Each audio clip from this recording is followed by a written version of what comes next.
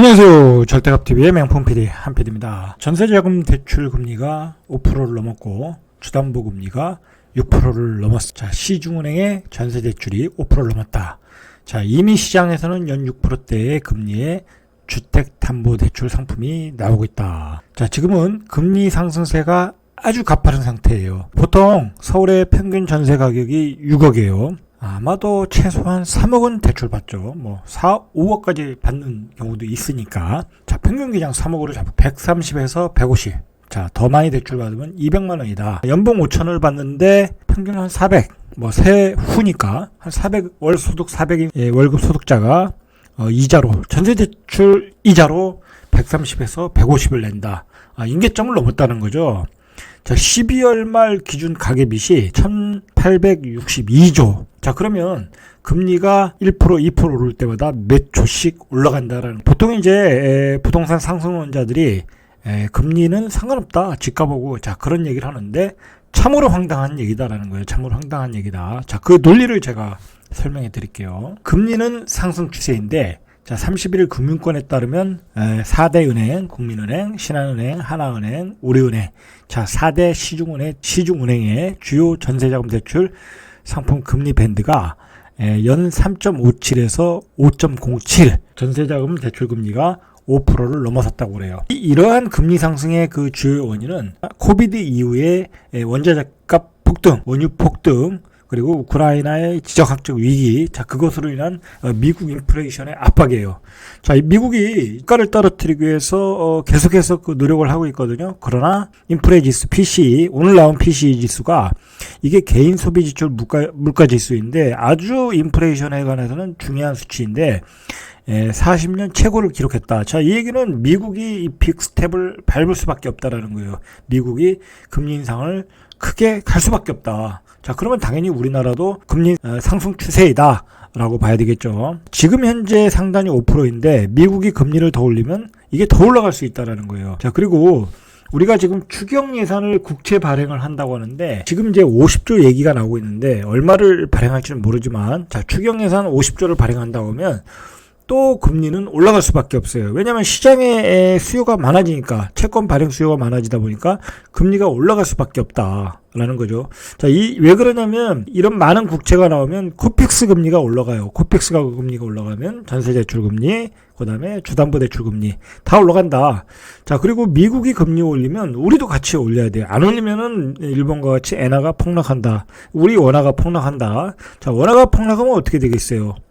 당연히 이제 수입하는 물가가 높아지겠죠. 인플레이션이 생기는 거예요, 우리가. 그리고 외화 자금이 미국으로 다 빨려 나가겠죠. 자, 그럼 우리는 금융위기가 올 수가 있어요. 그러니까 세계적인 금융 환경이 빅스텝의 환경이다. 자, 그런 상황에서 지금 우리가 상단이 5%를 넘었, 그리고 지금의 집값은 거의 3배의 정점이다. 금리 인상은 집값과는 상관없다? 말이 안 되는 소리죠. 말이 안 되는 소리예요. 지금의 가격대에서 집을 사면 한마디로 먹을 폭이 적어요. 설령 상승을 한다고 해도 요즘 들썩거린다고 하지만 이 상승의 폭 적어요. 자, 그런데 내가 지불해야 되는 금리는 높아요. 리스크가 크다는 거예요. 그만큼 하이 리스크, 로우 리턴이 되는 거예요. 자, 금리 상승기에는 집값이 올라간다. 그 말은 일반적으로 맞을 수는 있어요. 자, 그거는 집값 상승기의 초기와 중기까지. 자, 왜 그러냐? 초기와 중기는 금리 상승분을 초과하는 그 엄청난 이득이 생기거든요. 자, 그때는 상관없는 거예요. 그러나 지금과 같이 집값이 폭등한 시기, 그리고 인플레이션이 발생할 수 있는 시기, 자, 이런 시기에는 금리 상승은 오히려 집값에 해가 되는 요소이다. 자, 그리고 대한민국의 집값을 가장 크게 자극하는 요소가 뭐냐면 전세 가격이에요. 전세 가격이 올라가면 집값도 올라가요. 예? 그게 맞는 말이에요. 그렇지 않겠습니까?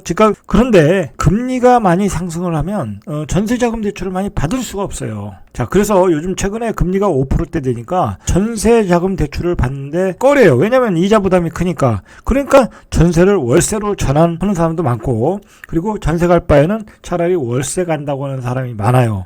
자, 이런 상황에서 전세 가격이 상승한다는 것은 한계가 있다라는 거죠. 자, 그러니까 전세 대출을 많이 못 받는다고 하면 전세 가격이 하락을 하겠죠. 자, 전세 가격이 하락을 하면 집값이 올라갈 일이 없다. 그냥 전세 사는 게 낫다고 생각을 하는 거예요. 자, 이 보면은 시장에서 보면은 상승론자들은 모든 것을 상승의 논리에 맞추더라고요. 상승의 논리. 뭐 재건축 완화가 되니까 집값이 또 올라간다. 제가 누누이 얘기지만 윤석열 정부에서 말하는 재건축 완화 규제는 잘 보셔야 돼요. 실제로 실현 가능성이 있는 건가? 자, 500% 용적률을 1기 신도시에 다 줄 수 있는 건가? 한번 꼼꼼히 보셔야 돼요. 분당에 있는 모든 아파트가 뭐 40층, 50층이 다 돼버렸어요. 그 도시가 제대로 돌아가겠습니까? 그리고 그 도시가 하이 퀄리티의 도시가 되겠습니까? 자, 그런 내용들을 꼼꼼히 보지 않고 무조건 규제 안 하니까 올라간다. 뭐 상승론자들이 얘기하는 논리가 다 그래요. 분위기를 띄우는 데만 노력을 하고 있다. 선동하고 있다라는 거예요. 자, 그리고 제가 여기서 한 가지 더 얘기하면 지금 집값은 사실상 우리 월급쟁이들이 집값을 감당하기에 어려운 가격대예요. 특히 5%대 이상의 주담보 금리가 적용되면 어려운 가격대다. 자, 여기서 만약에 예를 들어서 12억짜리가 15억이 됐, 그리고 15억짜리가 18억이 됐다. 뭐 강북의 역세권 아파트를 기준으로 얘기하는 거예요. 강남을 얘기하는 것도 아니에요. 그러면 역세권 아파트가 한 18억 됐다. 여러분, 그러면 이게 우리 사회가 감당할 수 있겠어요?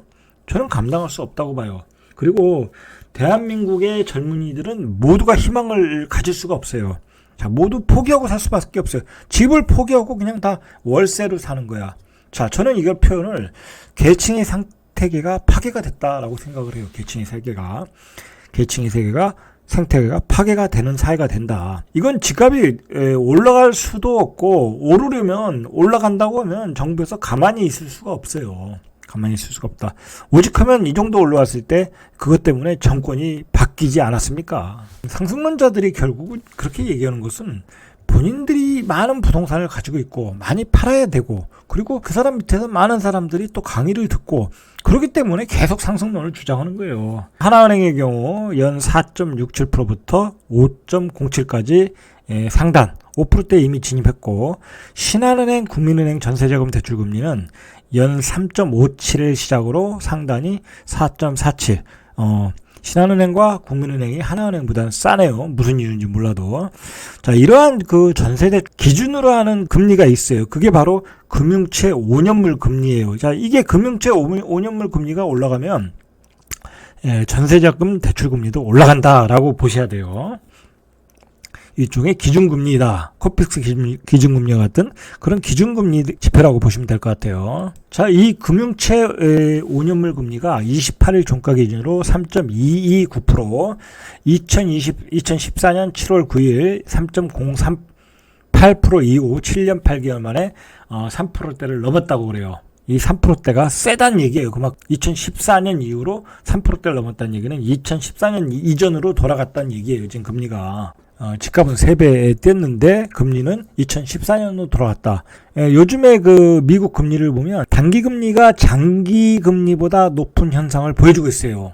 보통은 단기가 낮고 장기가 높아야 되는데 단기가 높다라는 거예요. 그래서 비정상적인 상황인데 이런 현상이 나타나면 경기 침체의 전조로 받아들여진다는 거예요. 자, 이런 현상이 세계적인 현상이다라는 거예요. 그래서 경기 하강의 징후가 중국에서도 나타나고 있고, 자, 똑같은 현상이 유럽의 장단기 금리 차도 커지고 있고, 자, 미국에서는 10년물과 3개월 만기 채권 금리 차도 확대되고 있다. 자, 이제 전 세계적으로 경기 침체로 돌아가고 있다라는 거예요. 들어가고 있다. 자, 그렇지 않겠습니까? 코로나 바이러스 이후에 연자재가 가격이 많이 올랐잖아요. 물가가 올랐는데 우리 소득은 안 늘었잖아요. 그렇죠? 자, 그러니까 소비가 안 된다. 당연히 경기가 안 좋아질 거라고 보는 거죠. 그래서 제가 주식시장도 쉽지 않다라고 이야기하는 거예요, 지금. 자, 실제로 이러한 그 장단기 금리가 역전 현상이 나왔을 때는 이러한 이벤트가 생겼다고 그래요.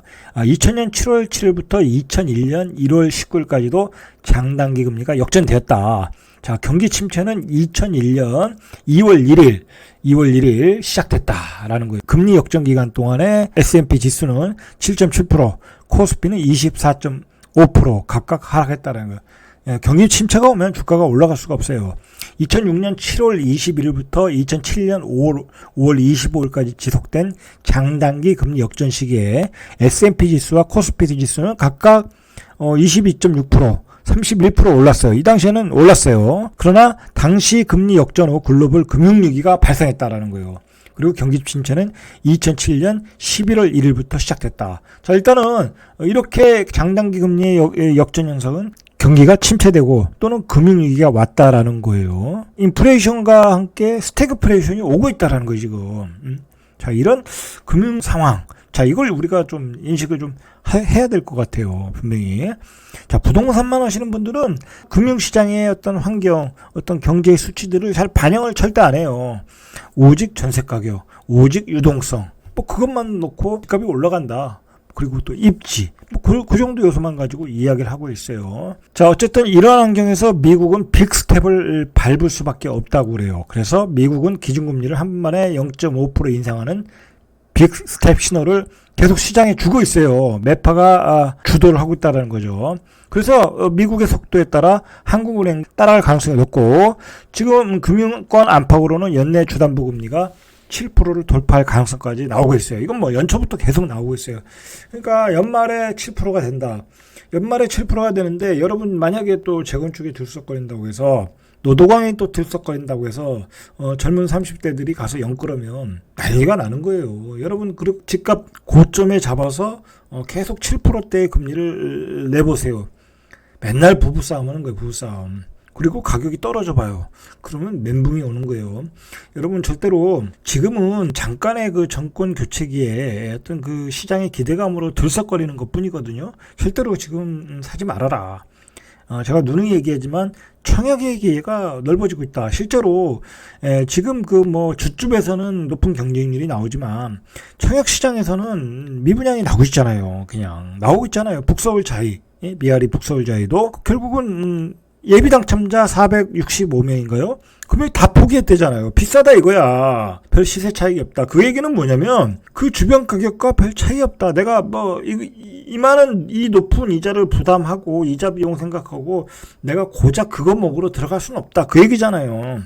그리고 시중에 돈 있는 사람이 그렇게 많지 않다라는 거예요. 물론 이제 그걸 기대하고 줍줍에 들어오는 사람들은 돈 있는 사람들이지만, 일반 청약자들은 그 지금의 분양 가격에 대해서조차도 부담스러워하고 있다라는 거예요. 그렇다면 과감하게 분양을 받을 수 있다라는 얘기예요. 예비 당첨자도 지금 주줍을 안 가져가니까 예비 당첨자에 걸리면 가져갈 수 있다라는 거잖아요. 그죠? 그러니까 연끌하지 말고 분양을 받으란 얘기예요. 분양을 받아라. 왜 주담보 7% 금리까지 연말에 되면서 연끌할 생각을 하고 있냐? 절대로 그러지 말아라. 지금은 이제 고정형 주택담보대출 금리가 지난해 이미 10월에 5%를 진입한 지 6개월 만에 5개월 만에 6%를 돌파했어요. 우리은행 최고 상단이 6.1%예요. 자, 지금도 6%라는 거예요. 그 부동산 상승을 주장하는 그 상승론자들의 그 선동에 속지 마시고, 절대로 연끌하지 마시고 기다려라. 이제 그 한국은행 총재도 바뀌지 않았습니까? 이게 작년의 경우와 지금의 상황이 조금 달라졌어요. 왜냐면 작년에는 인플레이션 효과도 있고 부동산 시장을 잡아야 되겠다라는 정부의 의지가 뚜렷했잖아요. 그래서 이주열 총재가 계속해서 금리를 3번 정도 인상을 했고, 자, 그래서 어느 정도 부동산 시장을 잡았고 전세대출 금리를 올린 금리가 그래서 온 거예요. 그 주담보 금리도 그렇게 왔고, 자, 그래서 효과를 봤어요. 그러나 지금은 우크라이나의 지정학적 위기로 원자재 가격이 또 폭등하고 인플레이션이 오고, 그리고 성장의 위협이 느껴지고 있다. 한국은행 입장에서도, 경제를 주관하는 총리 입장에서도 지금 주담보 5% 이상 금리 또는 6%, 7%대의 금리까지 가면은 말 그대로 위험하다고 생각하는 거예요. 위험하다. 위험할 수 있다. 자, 그래서 그 이상은 올리기가 부담스럽다는 거예요. 그러나 말 그대로 미국이 빅스텝을 밟고 미국이 금리를 계속해서 올린다고 하면 우리가 안 올릴 수가 없어요. 왜냐면 달러들이 다 빠져나가니까. 자, 달러가 빠져나가면 우리 금리는 올릴 수밖에 없어요. 그런 상황을 우리가 인식하고 있어야 된다. 정부는 이런 생각을 가지고 있지만 국제적인 환경은 그렇지 않다라는 거예요. 자, 어쨌든 금리를 올리면 전세 가격은 하락한다는 거예요. 왜냐면 전세를 살 수가 없으니까. 그리고 그 중심지에 살다가 외곽으로 밀려가고 전세를 월세로 사는 그런 현상이 나올 것이다. 결국은 전세 가격이 하락하면 매매 가격도 힘을 못 써요. 이 집값 상승의 기둥, 두 가지 기둥이 있는데, 하나는 토지라고 보고 하나는 전세예요, 전세 가격. 그런데 이 전세 가격이 무너질 수 있다라는 거예요. 대부분의 그 다주택자들, 대부분의 그 투자하시는 분들이 다 자기 돈으로 전세 레버리지 효과를 이용해서 투자를 하는 거예요. 그런데 전세 가격이 무너지면 어떻게 되겠어요? 집을 팔아야 되겠죠, 다주택자들이. 자, 그러면서 가격이 빠져나가는 거예요.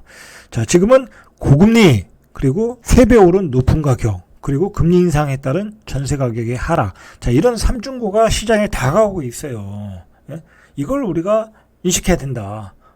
분명히 다가오고 있잖아요. 고금리, 그 다음에 높은 가격. 지금 사도 크게 차익을 볼 수 없는.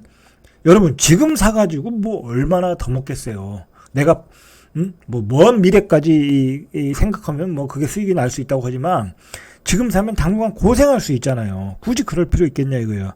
그래서 청약시장을 두드려라. 청약시장도 넓어지고 있고 포기하는 사람도 많이 나오고 있다. 자, 오늘은 여기까지. 이상 절대값 TV의 명품 PD 한PD였습니다.